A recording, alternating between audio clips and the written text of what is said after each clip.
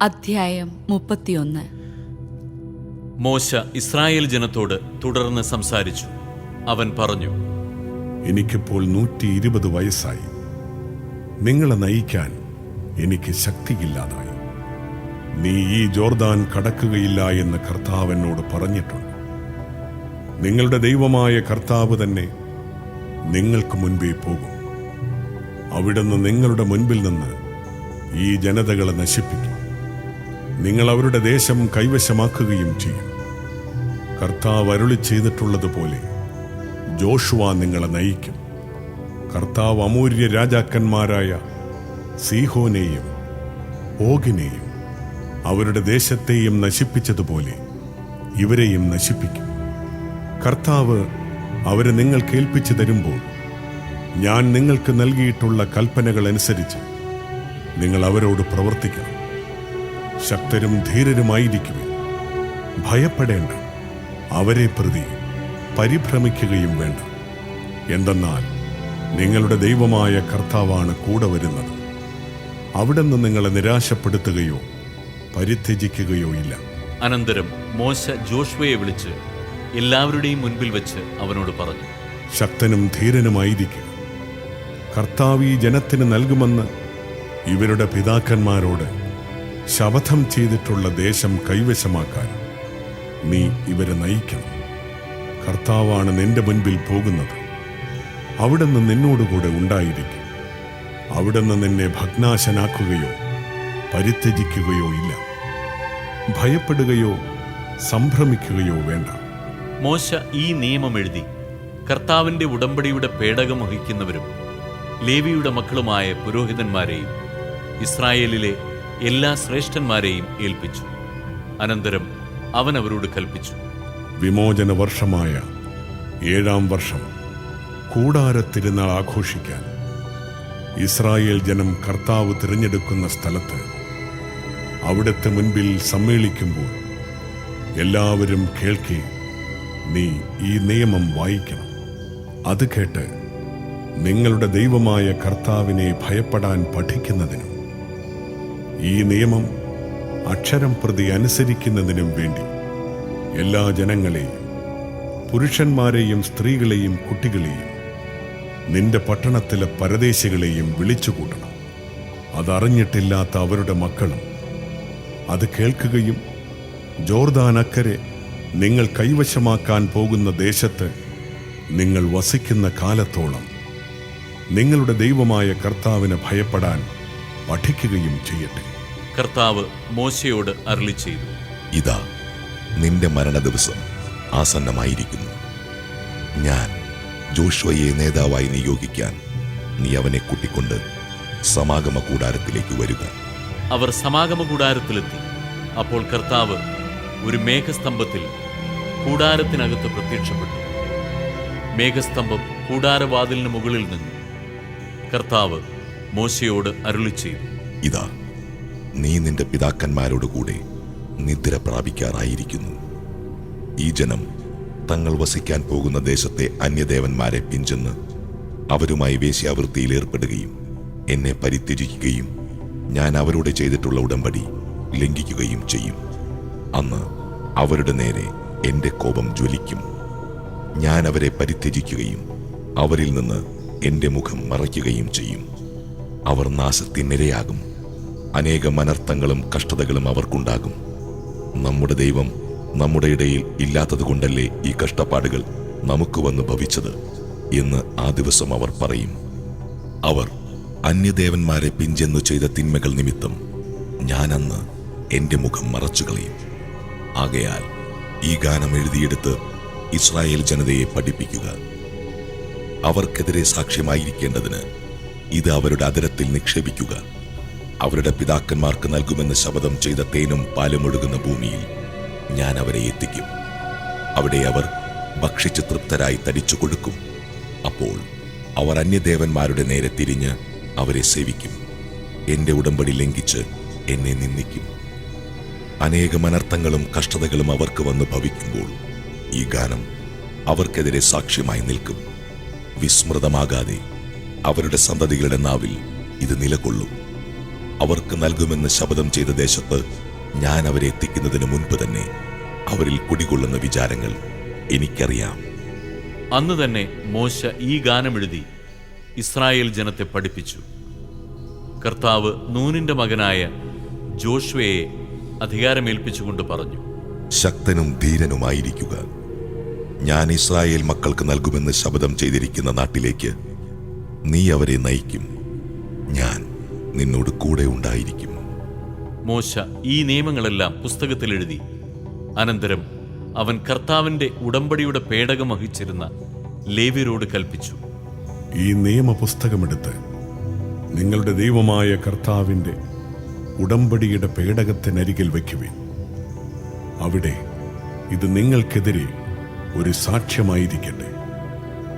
നിങ്ങളുടെ ധിക്കാരവും ദുശാഠ്യവും എനിക്കറിയാം. ഇതാ, ഞാൻ നിങ്ങളോടുകൂടെ ജീവിച്ചിരിക്കുമ്പോൾ തന്നെ നിങ്ങൾ ദൈവത്തെ എതിർത്തിരിക്കുന്നു. എൻ്റെ മരണത്തിന് ശേഷം എത്രയധികമായി നിങ്ങൾ അവിടുത്തെ എതിർക്കും. നിങ്ങളുടെ ഗോത്രത്തിലെ എല്ലാ ശ്രേഷ്ഠന്മാരെയും അധികാരികളെയും എൻ്റെ അടുക്കൽ വിളിച്ചുകൂട്ടുവിൻ. ആകാശത്തെയും ഭൂമിയെയും അവർക്കെതിരെ സാക്ഷി നിർത്തിക്കൊണ്ട് ഈ വാക്കുകൾ അവർ കേൾക്കെ ഞാൻ പ്രഖ്യാപിക്കട്ടെ. എന്തുകൊണ്ടെന്നാൽ എൻ്റെ മരണത്തിന് ശേഷം നിങ്ങൾ തീർത്തും ദുഷിച്ചു പോകുമെന്നും ഞാൻ കൽപ്പിച്ചിരിക്കുന്ന മാർഗത്തിൽ നിന്ന് വ്യതിചലിക്കുമെന്നും എനിക്കറിയാം. കർത്താവിൻ്റെ മുൻപിൽ തിന്മ പ്രവർത്തിക്കുകയും നിങ്ങളുടെ കരവേലകളാൽ അവിടുത്തെ പ്രകോപിപ്പിക്കുകയും ചെയ്യുന്നതുകൊണ്ട് വരാനിരിക്കുന്ന നാളുകളിൽ നിങ്ങൾക്ക് അനർത്ഥമുണ്ടാകും. അനന്തരം മോശ ഇസ്രായേൽ സമൂഹത്തെ മുഴുവൻ ഈ ഗാനം അവസാനം വരെ ചൊല്ലിക്കേൾപ്പിച്ചു. അധ്യായം 32. ആകാശങ്ങളേ ചെവിക്കൊള്ളുക, ഞാൻ സംസാരിക്കുന്നു. ഭൂമി എൻ്റെ വാക്കുകൾ ശ്രവിക്കട്ടെ. എൻ്റെ ഉപദേശം മഴത്തുള്ളി പോലെ പതിക്കട്ടെ. എൻ്റെ വാക്കുകൾ ഹിമകണങ്ങൾ പോലെ പൊഴിയട്ടെ. അവ ഇളം പുല്ലിന്മേൽ മൃദുലമായ മഴ പോലെയും സസ്യങ്ങളുടെ മേൽ വർഷധാര പോലെയുമാകട്ടെ. കർത്താവിൻ്റെ നാമം ഞാൻ പ്രഘോഷിക്കും. നമ്മുടെ ദൈവത്തിൻ്റെ മഹത്വം പ്രകീർത്തിക്കുവിൻ.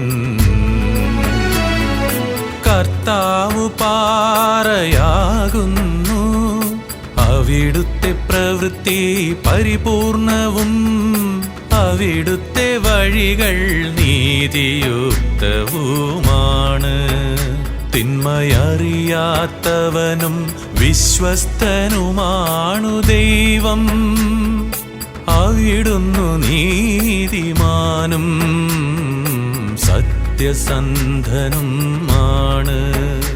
അവിടുത്തെ മുൻപിലവർ മ്ലേച്ഛത പ്രവർത്തിച്ചു.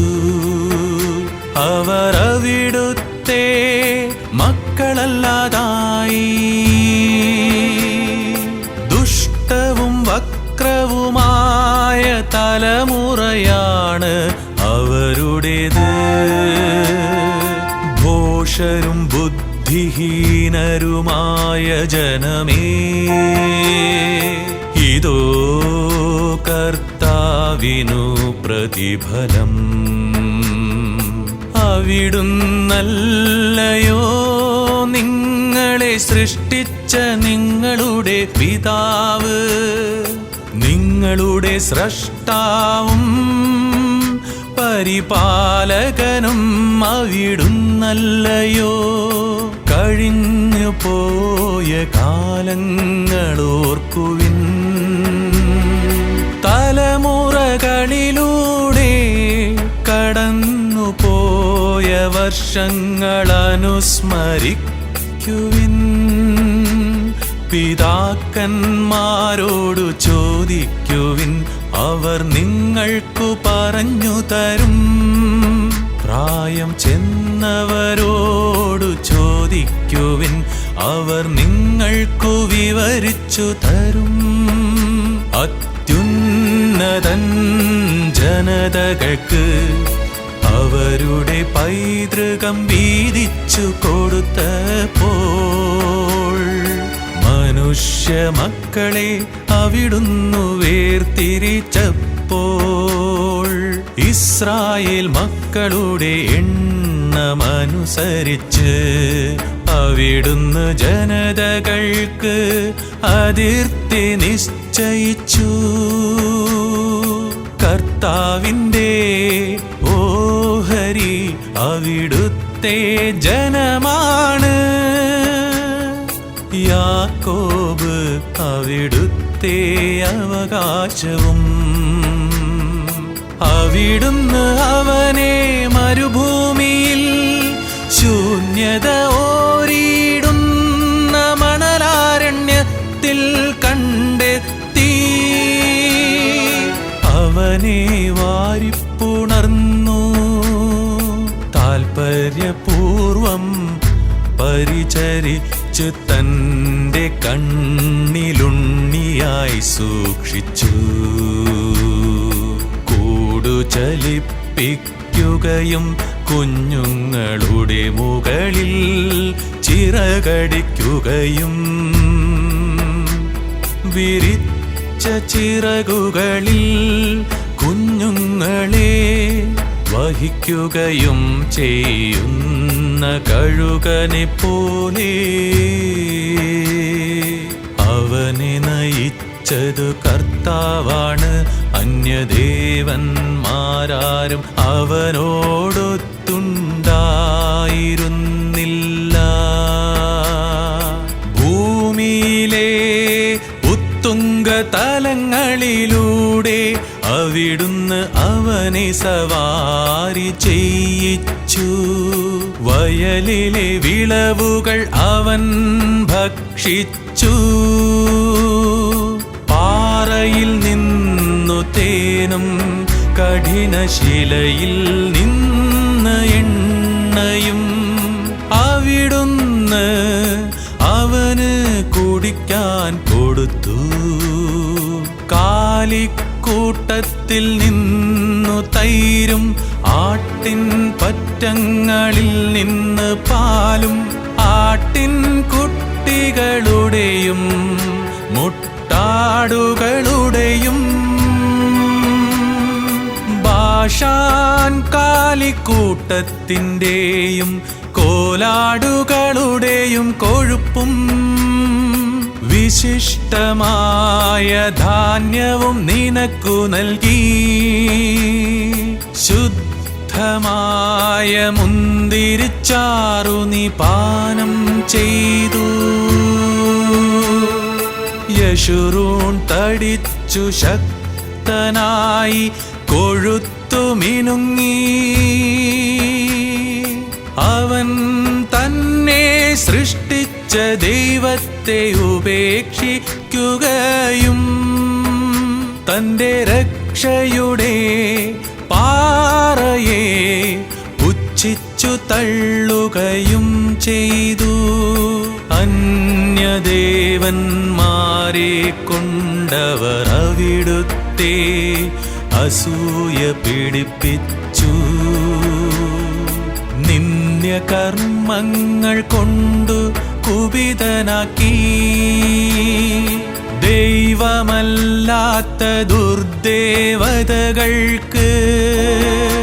അവർ ബലിയർപ്പിച്ചു.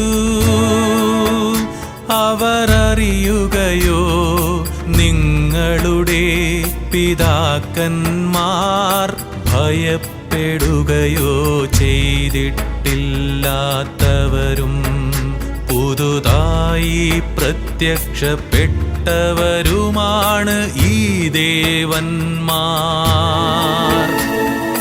നിനക്കു ജന്മം നൽകിയ ശിലയെ നീ അവഗണിച്ചു.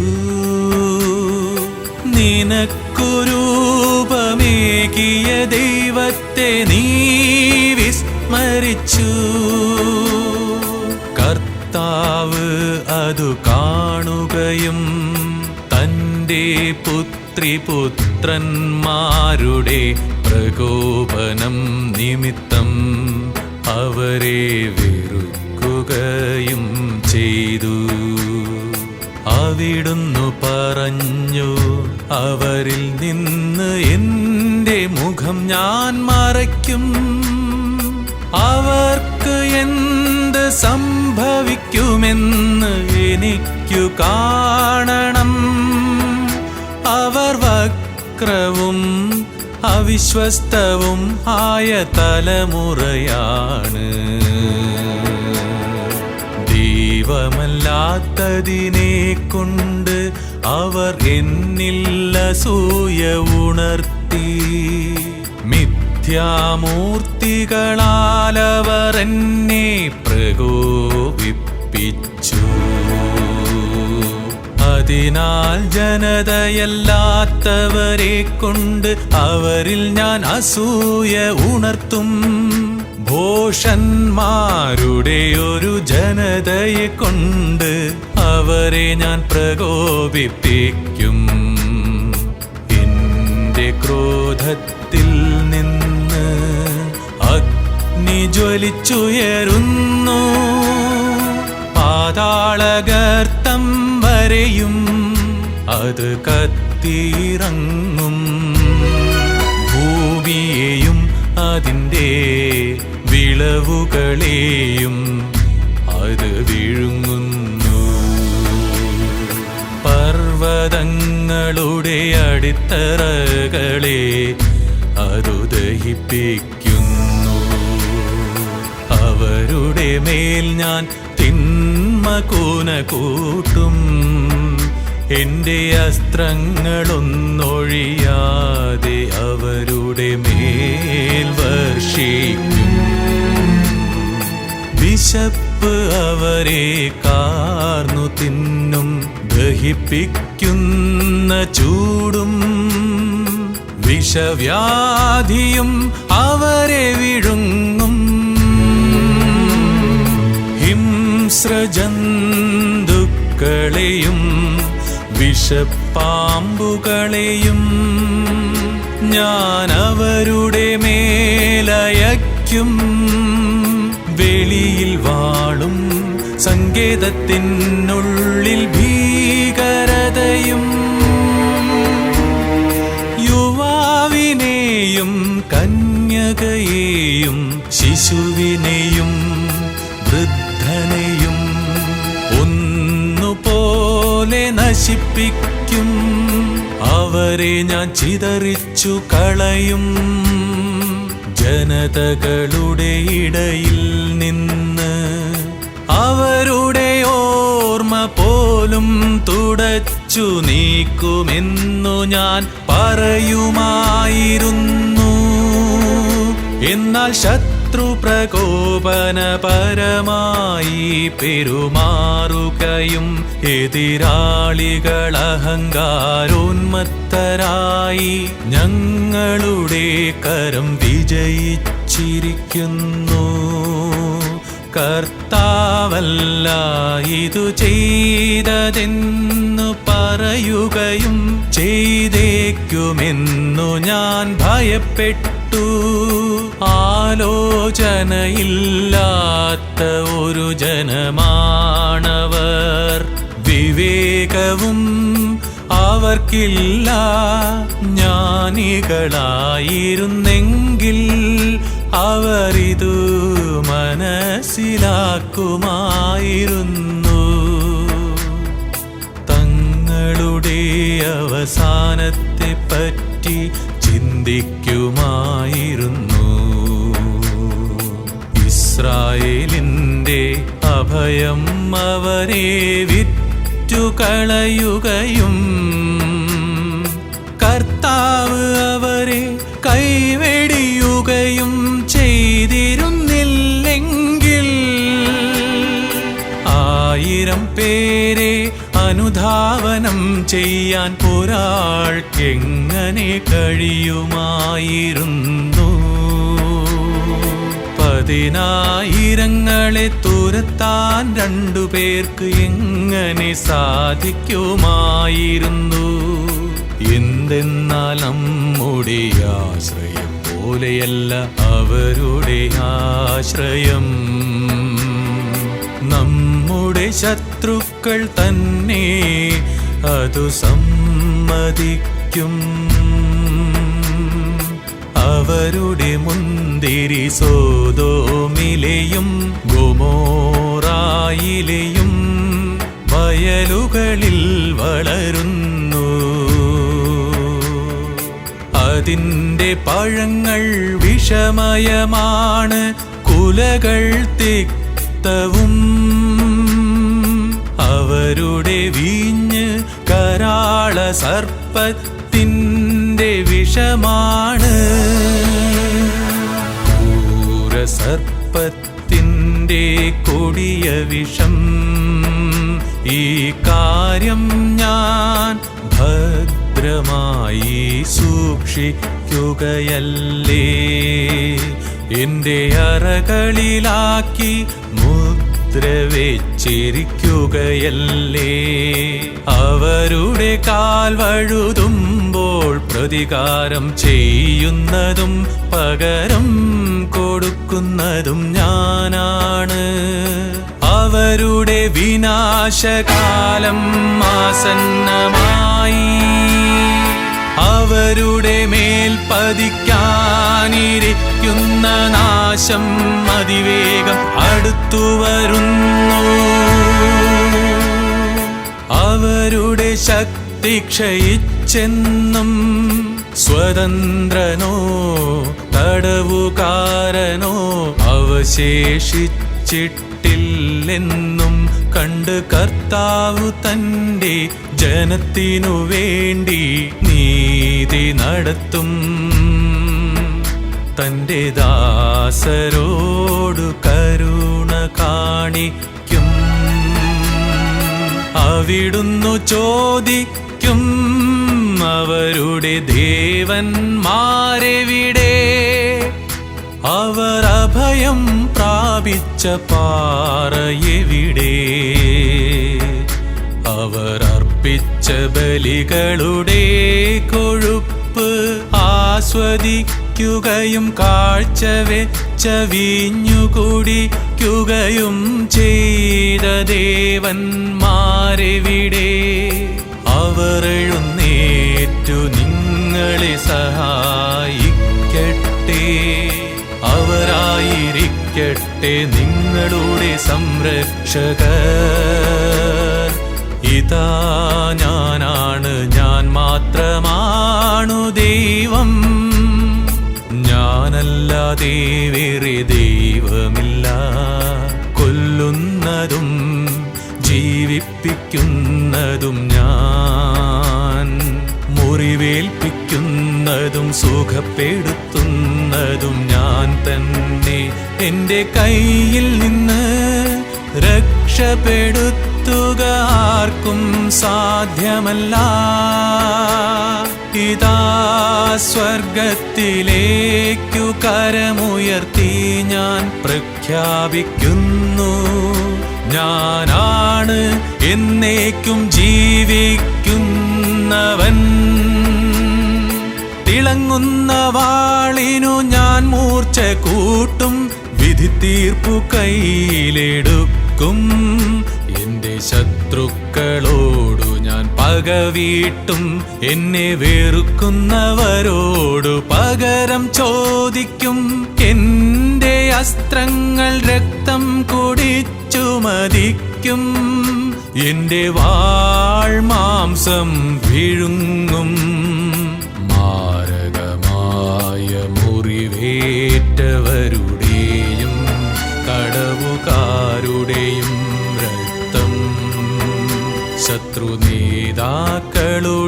ശിരസുകളും. ജനതകളെ നിങ്ങൾ അവിടുത്തെ ജനത്തോടു താർത്തു വിളിക്കുവിൻ. ദാസന്മാരുടെ രക്തത്തിന് പ്രതികാരം ചെയ്യും. എതിരാളികളോടു പകരം ചോദിക്കും. തന്റെ ജനത്തിന്റെ ദേശത്തു നിന്നു പാപക്കറ നീക്കിക്കളയും. ജനങ്ങൾ കേട്ടിരിക്കെ മോശയും നൂനിന്റെ മകനായ ജോഷ്വയും ഒന്നിച്ച് ഈ ഗാനം ആലപിച്ചു.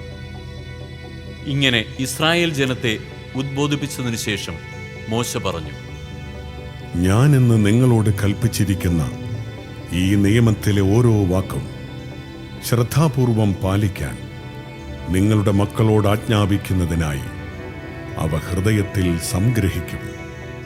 എന്തെന്നാൽ ഇത് നിസ്സാരമായ കാര്യമല്ല, നിങ്ങളുടെ ജീവനാണിത്. നിങ്ങൾ ജോർദാനക്കരെ കൈവശമാക്കാൻ പോകുന്ന ദേശത്ത് ദീർഘകാലം വസിക്കുന്നത് ഇതുമൂലമായിരിക്കും. അന്ന് തന്നെ കർത്താവ് മോശയോട് അരുളിച്ചെയ്തു, ജെറിക്കോയുടെ എതിർവശത്ത് മോവാബ് ദേശത്തുള്ള അബറീം പർവ്വതനിരയിലെ നെബോ മലയിൽ കയറി ഞാൻ ഇസ്രായേൽ മക്കൾക്ക് അവകാശമായി നൽകുന്ന കാനാൻ ദേശം നീ കണ്ടുകൊള്ളുക.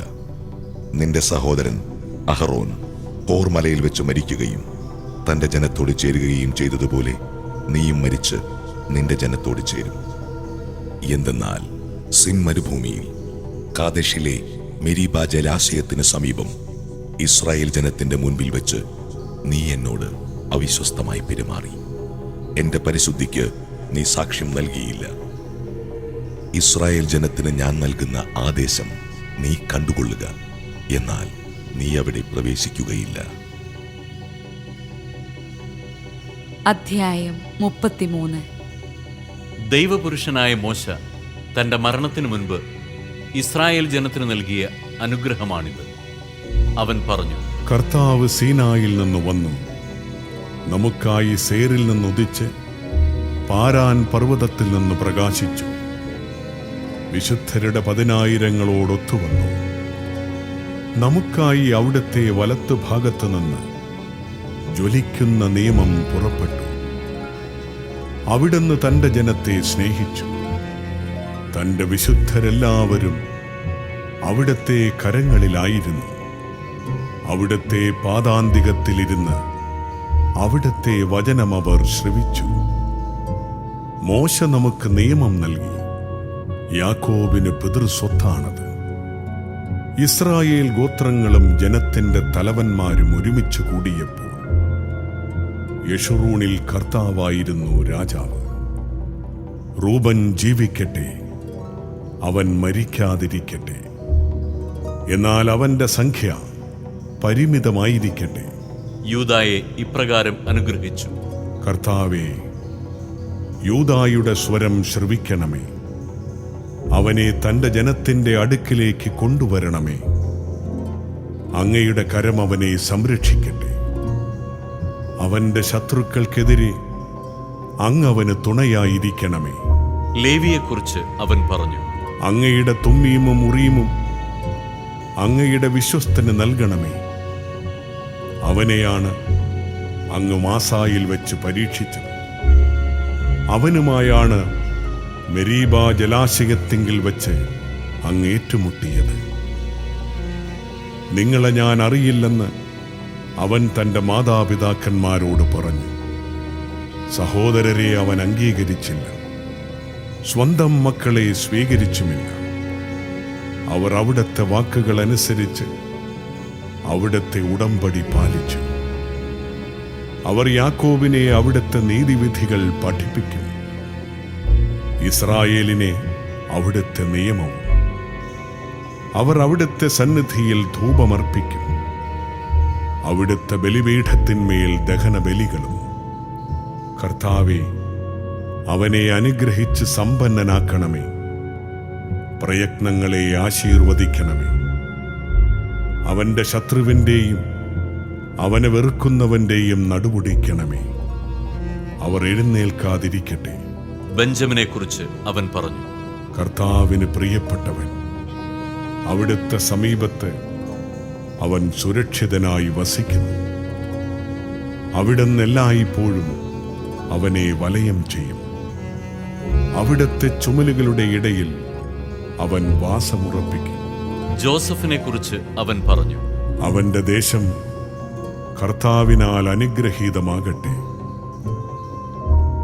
ആകാശത്തു നിന്ന് വിശിഷ്ടമായ മഞ്ഞ്, അഗാധതയിൽ നിന്നുള്ള ഉറവ, സൂര്യപ്രകാശത്തിൽ വിളയുന്ന നല്ല ഫലങ്ങൾ, മാസം തോറും ലഭിക്കുന്ന വിശിഷ്ട വിഭവങ്ങൾ, പ്രാചീന പർവ്വതങ്ങളുടെ ശ്രേഷ്ഠദാനങ്ങൾ, ശാശ്വത ശൈലങ്ങളുടെ അമൂല്യ നിക്ഷേപങ്ങൾ, ഭൂമിയിലെ നല്ല വസ്തുക്കൾ, അവയുടെ സമൃദ്ധി എന്നിവ കൊണ്ട് മുൾപ്പടർപ്പിൽ വസിക്കുന്നവന്റെ പ്രസാദം. ജോസഫിന്റെ ശിരസിൽ സഹോദരന്മാർക്കിടയിൽ പ്രഭുവായിരുന്നവന്റെ നെറുകയിൽ വരുമാറാകട്ടെ. അവന്റെ കരുത്ത് കടിഞ്ഞൂൽ കൂറ്റന്റേത്, അവന്റെ കൊമ്പുകൾ കാട്ടുപോത്തിൻ്റേത്. ആ കൊമ്പുകൾ കൊണ്ട് അവൻ ജനതകളെയെല്ലാം ഭൂമിയുടെ അതിർത്തിയിലേക്ക് തള്ളിമാറ്റും. അവരാണ് എഫ്രായിമിന്റെ 10,000, അവരാണ് മനാസയുടെ 1000.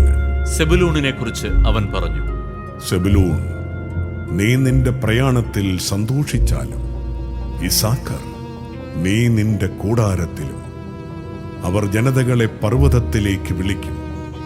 അവിടെ അവർ നീതിയുടെ ബലികളർപ്പിക്കും. അവർ സമുദ്രങ്ങളുടെ സമൃദ്ധി വലിച്ചു കുടിക്കും, മണലിലെ നിഗൂഢ നിക്ഷേപങ്ങളും. ഗാദിനെ കുറിച്ച് അവൻ പറഞ്ഞു, ഗാദിന്റെ അതിർത്തി വിസ്തൃതമാക്കുന്നവൻ അനുഗ്രഹീതൻ. ഗാദ് ഒരു സിംഹത്തെ പോലെ വസിക്കുന്നു. അവൻ ഭുജം മൂർധാവോടുകൂടെ വലിച്ചു കീറുന്നു. അവൻ നാടിന്റെ ഏറ്റവും നല്ല ഭാഗം സ്വന്തമാക്കി. അവിടെയാണ് നേതാവിന്റെ ഓഹരി നിക്ഷിപ്തമായിരുന്നത്. അവൻ ജനനേതാക്കളുമൊത്തു വന്നു കർത്താവിന്റെ നീതി നടപ്പിലാക്കി. ഇസ്രായേലിൽ അവിടുത്തെ കൽപ്പനകളും നീതിവിധികളും. ദാനിനെ കുറിച്ച് അവൻ പറഞ്ഞു, ദാൻ ഒരു സിംഹക്കുട്ടിയാണ്. അവൻ ബാഷാനിൽ നിന്ന് കുതിച്ചു ചാടുന്നു. നഫ്താലിയെ കുറിച്ച് അവൻ പറഞ്ഞു, നഫ്താലി പ്രസാദത്താൽ സംതൃപ്തൻ, ദൈവത്തിന്റെ അനുഗ്രഹം കൊണ്ട് സമ്പൂർണ്ണൻ.